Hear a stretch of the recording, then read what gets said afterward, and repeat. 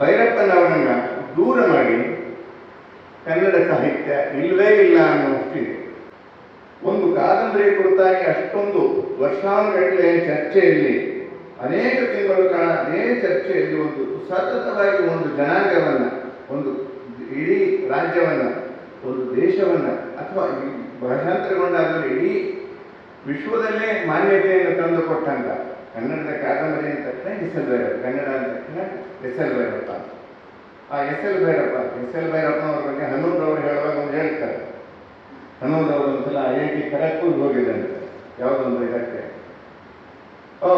ನಾವು ಕರ್ನಾಟಕದವರು ತುಳುಕುಚೇರಿ ನೋಡಿ ಕರ್ನಾಟಕದವರ. I have read S L Bhyrappa. Kannada ಅಂದ ತಕ್ಷಣ ಎಸ್ ಎಲ್ ಭೈರಪ್ಪ ಅನ್ನೋದು ಮನೆ ಮಾತಾಗಿದ್ರು. ಎಸ್ ಎಲ್ ಭೈರಪ್ಪ ಭಿತ್ತಿ ನಿಮಗೆಲ್ಲರಿಗೂ ಗೊತ್ತಿದೆ. ನಾನು ಮತ್ತೆ ಮತ್ತೆ ಪುನರಾವರ್ತನೆ ಮಾಡೋದು ಬೇಡ. ಅವರ ಕಾದಂಬರಿಗಳು ಯಾವುದು ಅಂತ ನಾವು ಪುನರಾವರ್ತನೆ ಮಾಡಿ ಚರಿತ್ರೆ ಮಾಡೋದು. ಭಿತ್ತಿಯವರ ಆತ್ಮಚರಿತ್ರೆ. ಆ ಭಿತ್ತಿಯ ಆತ್ಮಚರಿತ್ರೆ ಅನ್ನುವುದು ಪ್ರಕಟ ಆಗೋದಕ್ಕಿಂತ ನಮ್ಮ ಮನೋಭಿತ್ತಿಗಳಲ್ಲಿ ಅವರ ಆತ್ಮಚರಿತ್ರೆ ಪ್ರಿಂಟ್ ಆಗಿದೆ. ನಾವು ಆಗಲೇ ಅಂದ್ಕೊಳ್ತಿದ್ದು ಭೈರಪ್ಪನವರು ಅತ್ಯಂತ ಕಡಪಡತನಲ್ಲಿ ಬಂದರು. ಭೈರಪ್ಪನವರು ಸಿನಿಮಾದ ಗೇಟ್ ಕೀಪರ್ ಆಗಿದ್ದು, ಸಿನಿಮಾವನ್ನು ನೋಡಿದ್ರು, ಬಾರನ್ನು ಊಟ ಮಾಡಿದ್ರು ಅಂತ. ಅಂದರೆ ಒಬ್ಬ ವ್ಯಕ್ತಿ ಒಬ್ಬ ಸಾಹಿತ್ಯದ ಮೂಲಕ ತನ್ನ ಕಡುಬಡತನವನ್ನು ಮೀರಿ ಸಾಹಿತ್ಯವನ್ನು, ಕನ್ನಡದ ನುಡಿಯನ್ನ, ಕನ್ನಡದ ಸಾಹಿತ್ಯವನ್ನು ಕಟ್ಟಿ ದಂತಕಥೆಯಾಗಿ ಆ ಕಾಲಕ್ಕೆ ನಡೆದವರು. ಆದರೂ ಆ ದಂತಕಥೆಯಲ್ಲಿ ನಡೆದು ಎಲ್ಲ ಕಡೆಯಿಂದನೂ ನಮಗೆ ಹಾರ ತುರಾಯಿ ಮನ್ನಣೆ ಬರಬೇಕು ಅಂತ ಅಪೇಕ್ಷಿಸಿ ಹೋಗಲೇ ಇಲ್ಲ. ಅವತ್ತು ಎಲ್ಲೂ ಕಂಡ್ರು ಅವರ ನಿರ್ಲಿಪ್ತತೆ ಅಂತ, ಒಬ್ಬ ಸಂತ ಅಂತ ಬದುಕಿದ್ರು. ಅವರ ಸಾರ್ಥ, ಮಂದ್ರ, ಪರ್ವ, ಸಾಕ್ಷಿ ಇತ್ಯಾದಿಗಳು ನನ್ನ ಬಹುವಾಗಿ ಪ್ರಭಾವಿಸಿದರು. ಸಾಕ್ಷಿಯನ್ನು ನೀವೆಲ್ಲ ಓದಿರ್ತೀರಿ. ಸಾಕ್ಷಿ ಕಾದಂಬರಿಯನ್ನು ಮತ್ತೆ ಮತ್ತೆ ಹೇಳಿ. ಸಾಕ್ಷಿಯಲ್ಲಿ ಪರಮಶಿವಯ್ಯ ಮತ್ತು ಮಂಜಯ್ಯ ಅಂತ ಕ್ಯಾರೆಕ್ಟರ್ಗಳು. ಪರಮಶಿವಯ್ಯ ಪರಮ ಸಾತ್ವಿಕವಾದ ಮನುಷ್ಯ. ಒಂದು ಸುಳ್ಳು ಸಾಕ್ಷಿ ಹೇಳಿ, ಮಂಜಯ್ಯನ ಪರವಾಗಿ ಒಂದು ಸುಳ್ಳು ಸಾಕ್ಷಿಯನ್ನು ಹೇಳಿ ಆತ್ಮಹತ್ಯೆ ಮಾಡಿಕೊಂಡು ತನ್ನ ಜೀವನವನ್ನು ಕೊನೆಗಾಣಿಸಿಕೊಂಡು, ಆ ಸಾಕ್ಷಿ ಶುರುವಾಗುವುದೇ ಒಂದು ಕೋರ್ಟಿನ ದೃಷ್ಟಿ. ಪರಮಶಿವಯ್ಯನ ಅತ್ಯಂತ ಉನ್ನತವಾದ ಮೌಲ್ಯಗಳು ಮತ್ತು ಮಂಜಯ್ಯನ ಕಚ್ಚಹರಿತನ, ಅವನ ಕಾಮಲೋಲುಪತೆಯನ್ನ, ಅದರಲ್ಲಿ ಕಾಮದ ವಿಕಾರಗಳನ್ನ, ಕಾಮದ ಲೋಲುಪತೆಯನ್ನು ಎಷ್ಟೊಂದು ತೀವ್ರವಾಗಿ ಮಾಡಬಹುದು. ಮಂಜಯ್ಯನಿಗೆ ಕಾಮ ಅನ್ನೋದು ಎಷ್ಟರ ಮಟ್ಟಿಗೆ ಇತ್ತು, ಎಷ್ಟು ತೀವ್ರವಾಗಿ ಇತ್ತು ಅಂದರೆ ಯಾವುದು ಪಥ್ಯ, ಯಾವುದು ಮೇಧ್ಯ, ಯಾವುದು ಅಮೇಧ್ಯ ಅನ್ನುವಷ್ಟು ಯೋಚನೆ ಇರಲಾರ್ದಂಥ ಪಶುಕೃತ್ಯ ಮಂಜಯ್ಯನ ಪರವಾಗಿ ಒಂದು ಯಾವುದೋ ಒಂದು ಒತ್ತಡಕ್ಕೆ, ಒಂದು ಕಡೆ ಈ ಅರಾಜಕತೆಯ ಬದುಕನ್ನು, ಒಂದು ಕಡೆ ವಿಕೃತ ಬದುಕನ್ನು ಬದುಕುವ ಮಂಜಯ್ಯ, ಒಂದು ಕಡೆ ಅತ್ಯಂತ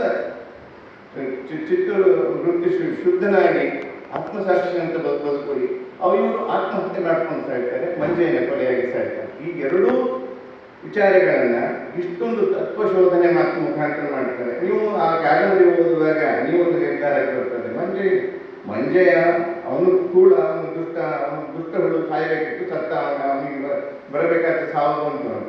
ಆದರೆ ಪರಮಶಿವಯ್ಯ ಅಷ್ಟೊಂದು ಸಾತ್ವಿಕ ಗುಣ ಮೌಲ್ಯಗಳನ್ನು ಉಳ್ಳವನು ತನ್ನ ಜೀವನವನ್ನು ತಾನೇ ಕಥನಗೊಳಿಸಿದ ಅನ್ನೋ ಒಂದು ತಾತ್ವಿಕ ಚಿಂತನೆಯನ್ನು ಓದುಗರಿಗೆ ಬಿಡ್ತಾರೆ.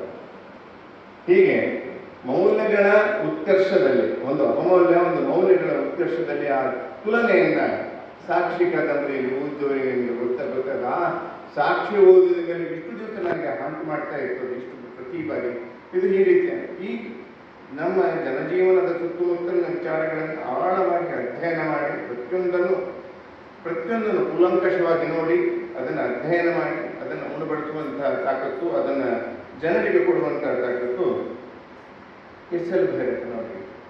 ಎಸ್ ಎಲ್ ಭೈರಪ್ಪನವರ ಮಂದ್ರ ಕಾದಂಬರಿ ಕುರಿತಾಗಿ ಒಂದು ಮಾತು ನಾನು ಹೇಳಬೇಕು. ಎಸ್ ಎಲ್ ಭೈರಪ್ಪನ ಮಂದ್ರ ಕಾದಂಬರಿ ಓದಿದವರು ಸುಮಾರು ಜನ ಅವರ ವಿರೋಧಿಗಳು. ಮಂದ್ರ ಎಸ್ ಎಲ್ ಭೈರಪ್ಪನ ಸಾಧನ, ಅದು ಅಷ್ಟು ಕ್ಷುಲ್ಲಕವಾಗಿ ಮಾತಾಡಿದ್ದನ್ನು ಬೇರೆ ಮಾಡಿದ್ದೆ. ಒಬ್ಬ ಸಂಗೀತಗಾರ, ಮನೋಹರಿಲಾಲ್ ಅನ್ನುವ ಸಂಗೀತಗಾರನ ಉನ್ನತಿ ಅವನತಿಗಳ ಕುರಿತಾಗಿ ಆ ಕಾದಂಬರಿ ಹೊರಡ್ತದೆ.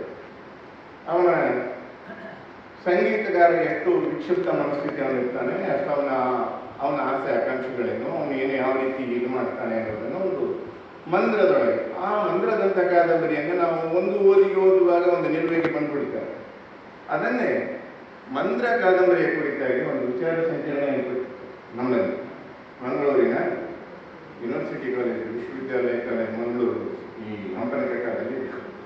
ಅಲ್ಲಿ ಆಗಿನ ಶತಾವಧಾನಿ ನಮ್ಮ ಶತಾವಧಾನಿ ಆರ್ ಗಣೇಶ್ ಅವರು ಮತ್ತು ಮತ್ತು ರಫೀಕ್ ಖಾನ್, ನಮ್ಮ ಹಿಂದೂಸ್ತಾನಿ ಗಾಯಕರು ರಫೀಕ್ ಖಾನ್ ಮತ್ತು ಚಿತ್ರದ್ದು ಮತ್ತು ಚಿತ್ರಗಳನ್ನು ಬೆಳೆಸುವುದು ಕಲಾವಿದರು, ಈ ಮೂವರುಗಳು ಮಂದ್ರದ ಒಂದು ಭಾಗವನ್ನು ಓದುವುದು. ಅದಕ್ಕೆ ಮಂದ್ರದಲ್ಲಿ ಬರುವ ಪ್ರತಿಯೊಂದು ಸಂಗೀತದ ರಾಗಗಳನ್ನು ಕುರಿತಾಗಿ ಇಂಥ ವಿಷಯವನ್ನು ಈ ಹಾಡು ಈಗ ಮಾಲ್ಕಮ್ಸ್ ರಾಗವನ್ನು ಇಲ್ಲಿ ಬಗ್ಗೆ ಪ್ರಸ್ತಾಪ ಮಾಡಿದ್ದಾರೆ, ಇಲ್ಲಿ ಇಂಥದ್ದು ಮಾಡಿದ್ದಾರೆ, ಇಲ್ಲಿ ಈ ವಿಷಯಗಳನ್ನು ವಿವಿಧ ರಾಗಗಳನ್ನು ಹೇಳ್ತಾ ಆ ಒಂದು ಇಡೀ 3 ಗಂಟೆಗಳ ಕಾಲ ಮಂದ್ರ ಕಾದಂಬರಿ ಕುರಿತಾಗಿ ಮಾತುಕತೆ ಆಯಿತು. ಮಂದ್ರದ ರಾಗಗಳು, ಮಂದ್ರದಲ್ಲಿ ಬಂದ ರಾಗಗಳನ್ನು ರಫೀಕ್ ಖಾನ್ ಅವರು ಹಾಡಿ ತೋರಿಸಿದ್ರು, ಅದರಂತೆ ಚಿತ್ರ ಬಿಡಿಸಿದ್ರು. ಅಂದರೆ ಒಬ್ಬ ಕಾದಂಬರಿಕಾರನಿಗಿರುವ ಸಂಗೀತದ ಜ್ಞಾನ, ಎಷ್ಟೊಂದು ಆಳವಾದ ಸಂಗೀತ ಜ್ಞಾನ ಇತ್ತು ಅವರಿಗೆ. ಎಸ್ ಎಲ್ ಭೈರಪ್ಪನವರ ಸಂಗೀತ ಜ್ಞಾನ ಅಷ್ಟೊಂದು ಉತ್ಕೃಷ್ಟವಾಗಿದೆ. ಪ್ರತಿಯೊಂದು ವಿಷಯಕ್ಕೂ ಪರ್ವ ಬರಿಬೇಕಾದರೆ ಸುಮಾರು 4-5 ವರ್ಷಗಳ ಕಾಲ ಅವರು ಹಿಮಾಲಯದ ತಪ್ಪಲಿನಲ್ಲಿದ್ದು ಅಧ್ಯಯನ ಮಾಡಿ ಬಂದರು. ಯಾನ ಬರಿಬೇಕಾದ್ರೆ ಇಸ್ರೋದ ಸೈಂಟಿಸ್ಟಲ್ಲಿ ಓದಿ ಬಂದು ಇದನ್ನು ಮಾಡಿ ಅದನ್ನೆಲ್ಲ ಹಾಗೆ. ಇನ್ನೂ ಒಂದು ವಿಷಯ ಹೇಳ್ತಾರೆ, ಎಲ್ಲರೂ ಅವ್ರ ಬಗ್ಗೆ ಕಂಪ್ಲೇಂಟ್ ಮಾಡೋದೇನೆಲ್ಲ ಯಾರು ಒಟ್ಟಿಗೆ ಬರೀತಿದ್ದಿಲ್ಲ. ಕೃಷ್ಣಮೂರ್ತಿ ಅನ್ನೋರವ್ರು ಹೇಳ್ತಾರೆ, ಅವರ ಊರಲ್ಲೇ ಒಂದು ಇದನ್ನು ಕಟ್ಟಿದವರು, ಒಂದು ತಮ್ಮೂರಲ್ಲಿ ಸಂತೇಶವಾರದಲ್ಲಿ ಕೆರೆ ಮಾಡಿದ್ದನ್ನೆಲ್ಲ ನೀವು ಓದಿದ್ದೀರಿ. ಅವರ ಮನೆಯೇ ಕಟ್ಟಿ ಒಂದು ಹಾಲು ಕಟ್ಟಿದಾಗ ಅದರ ಉದ್ಘಾಟನೆಗೆ ಎಸ್ ಎಲ್ ಭೈರಪ್ಪನವರು ಹೋಗ್ತಾರೆ, ಅವರೊಟ್ಟಿಗೆ ಕೃಷ್ಣಮೂರ್ತಿ ಅನ್ನೋರವರು ಇರ್ತಾರೆ. ಬರುವಾಗ ದಾರಿಯಲ್ಲಿ ಒಂದು ಗುಡ್ಡದ ಹತ್ರ ಕಾರ್ ನಿಲ್ಲಿಸಿ ಒಂದು ಹೊಲದಲ್ಲಿ ಸೀದಾ ನಡ್ಕೊಂಡು ಹೋಗ್ತಾರೆ ಎಸ್ ಎಲ್ ಭೈರಪ್ಪನವರು. ಎಸ್ ಎಲ್ ಭೈರಪ್ಪನವ್ರು ನಡ್ಕೊಂಡು ಹೋಗ್ಬಿಟ್ಟು ಎಲ್ಲಿ ಹೋದ್ರು ಅಂತೇಳಿ ಅವರಿಗೆ ಇವರು ಕೃಷ್ಣಮೂರ್ತಿ ಅನ್ನೋರು ಓಡ್ಕೊಂಡು ಹೋಗಿ ನೋಡ್ಲಿಕ್ಕೆ ಹೋಗ್ತಾರೆ. ಅವರನ್ನು ಹೋದಾಗ ಅಲ್ಲೊಬ್ಬ ನರಸಯ್ಯ, ಆ ನರಸಯ್ಯನ ಹತ್ರ ಪಟ್ಟಿ ಚಡ್ಡಿ ಹಾಕೊಂಡು ಒಂದು ದನ ಕಾಯುವ ನರಸಯ್ಯನ ಹತ್ರ ಇವರು ಮಾತಾಡೋದು ಸ್ಟಾರ್ಟ್ ಮಾಡ್ತಾರೆ. ಏನು ನರಸಯ್ಯ ಹೇಗಿದೆಯಾ ಅಂತ. ಏನು ಬರೀ ನಾ ಬಂದೆ ಅಂದರೆ, ಒಬ್ಬ 4ನೇ ಕ್ಲಾಸ್ ಓದಿದ ನಿರಕ್ಷರಕ್ಕೂ ಸೇರಿದ ಅವನು ಕುರಿ ಕಾಯುವ ನರಸಯ್ಯನೊಟ್ಟಿಗೆ ಈ ಪ್ರೊಫೆಸರ್ ಆಗ ಫೋಟೋ ಇದನ್ನೆಲ್ಲ ಹಾಕ್ಕೊಂಡು ಹೋದ ಪ್ರೊಫೆಸರ್ ಮಾತಿಗೆ ಅಲ್ಲಿ ಯಾವುದು ಮನೆಗೆ ಬರೋನು ಕರ್ಕೊಂಡು ಹೋಗ್ತಾರೆ. ಆ ನರಸಯ್ಯ ಅವ್ರು ಒತ್ತಾಯ ಮಾಡಿ ಮನೆಗೆ ಕರ್ಕೊಂಡು ಹೋಗ್ತಾರೆ.